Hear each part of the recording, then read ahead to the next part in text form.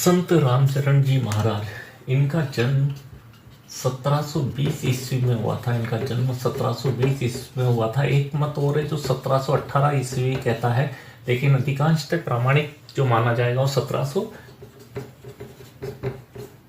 इनका जन्म स्थल है सोडा गांव, और सोडा गांव कहाँ पर है? टोंक जिले में। वर्तमान में टोंक जिले में, लेकिन उस समय यह जयपुर रियासत का हिस्सा था। उस समय गांव किसका हिस्सा था? जयपुर रियासत का था, क्योंकि रामचरण जी महाराज ने खुद ने जयपुर रियासत के तौर पर, जयपुर रियासत के कर्मचारी के तौर पर पटवारी का कार्य भी किया था। ये इनका ननिहाल था। ये इनका ननिहाल था। इनका मूल गांव जो है वो है बनवारा। इनका मूल गांव है बनवारा, जो मालपुरा टोंक में है। मालपुरा टोंक में है। इनके पिता का नाम बखत राम विजयवर्गीय था। बखत राम विजय था। इनकी माता का नाम देवभूति। इनकी माता का नाम देवभूति था। उसे हम शॉर्ट में कई बार जो है वो देवजी कह देते हैं। देवभूति को हम क्या कह देते हैं? देवजी कह देते हैं। इनकी पत्नी का नाम गुलाब कंवर था।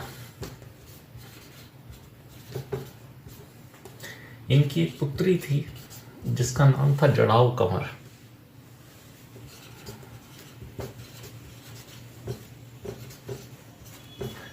रामचरण जी महाराज का बचपन का नाम, या यूं कहते हैं कि वास्तविक नाम, बचपन का नाम कहें या वास्तविक नाम कहें तो वो था राम किशन विजय।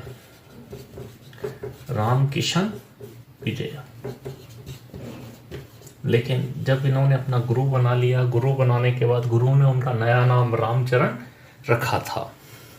इनके गुरु कृपा राम जी, इनके गुरु कृपा राम जी थे। और कृपा राम जी कहाँ के रहने वाले थे? दांतड़ा के। दांतड़ा शाहपुरा के पास है, भीलवाड़ा जिले में ही। गुरु कृपाराम के सानिध्य में शिक्षा दीक्षा ली और निर्गुण भक्ति के संत हुए। ये निर्गुण भक्ति करी। निर्गुण भक्ति का मतलब है ये देवता के साकार रूप को नहीं पूजते थे, बल्कि उसके निराकार रूप को मानते थे। और इन्होंने सबसे बड़ा शब्द राम को माना।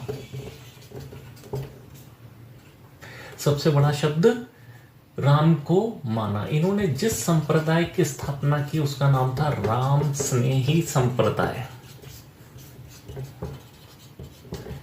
जो राम स्नेही संप्रदाय है उनका निवास स्थान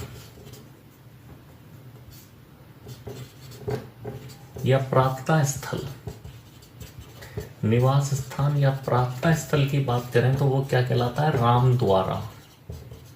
इनके अनुयायियों को या रामद्वारा में रहने वाले व्यक्तियों को कुछ शर्तों का पालन करना पड़ता है। इनके संत गुलाबी वस्त्र पहनते हैं। दूसरा, दाढ़ी मूछ नहीं रखते हैं। दाढ़ी मूछ नहीं रखते हैं। राम नाम का जाप करते हैं। और इन्हें कहाँ रहना पड़ेगा? रामद्वारा में ही निवास करना पड़ेगा। निवास करना पड़ेगा। तो रामचरण जी महाराज का जन्म 1720 ईस्वी में हुआ था। सोडा गांव में हुआ था। सोडा गांव वर्तमान में टोंक जिले में, लेकिन उस समय ये जयपुर रियासत का हिस्सा था। इनके पिता का नाम बखतराम विजय था। माता का नाम देवभूति या देवजी था। इनकी पत्नी गुलाब कंवर थी। इनकी एक पुत्री थी जड़ाऊ कंवर। इनका वास्तविक नाम रामकिशन विजय था, लेकिन गुरु कृपाराम के सानिध्य में इनका नया नाम रामचरण जी महाराज रखा। कृपाराम जी दांतरा शाहपुरा भीलवाड़ा के रहने वाले थे। और जब गुरु से शिक्षा दीक्षा पूरी हुई तो ये तपस्या करने के लिए इन्होंने तपस्या स्थली जो की तपस्या वो की मियाचंद की बावड़ी में। कहाँ की? मियाचंद की बावड़ी में। मियाचंद की बावड़ी कहाँ पर है? भीलवाड़ा में ही है। कहाँ पर है? भीलवाड़ा में। शाहपुरा भीलवाड़ा में। शाहपुरा भीलवाड़ा में। ये वही स्थल है जहां पर इन्होंने शिक्षा दीक्षा ली थी अपने गुरु कृपाराम से। अंतरराष्ट्रीय मुख्यालय, इनका अंतरराष्ट्रीय मुख्यालय भी कहाँ है? शाहपुरा भीलवाड़ा में है। ऐसा कहा जाता है कि इसे बनवाने का कार्य, जिस व्यक्ति ने इसे बनवाने का कार्य किया वो देवकरण की तोषणीवाल थे। रामचरण जी महाराज ने ग्रंथ लिखा है और उसका नाम है अर्णव वाणी। उसी को हम अनभे वाणी भी कहते हैं, अनभे वाणी भी कहते हैं। ये जिस भाषा का ग्रंथ है वो है ब्रज भाषा का ग्रंथ है। ये किस भाषा का ग्रंथ है? ब्रज भाषा का ग्रंथ है। वर्तमान समय में राम स्नेही संप्रदाय की 4 प्रमुख पीठ हैं। तो अगर हम नंबर 1 प्रमुख पीठ की बात करें तो वो कौन सी है? शाहपुरा भीलवाड़ा। इसका संस्थापक कौन थे? रामचरण जी महाराज खुद इसके संस्थापक थे। दूसरी जो महत्वपूर्ण है वो है रैन में मेड़ता सिटी नागौर। इसके संस्थापक थे दरियाव जी। इसके संस्थापक कौन थे? दरियाव जी। तीसरा अगर हम यहां पर देखें तो खेड़ापा,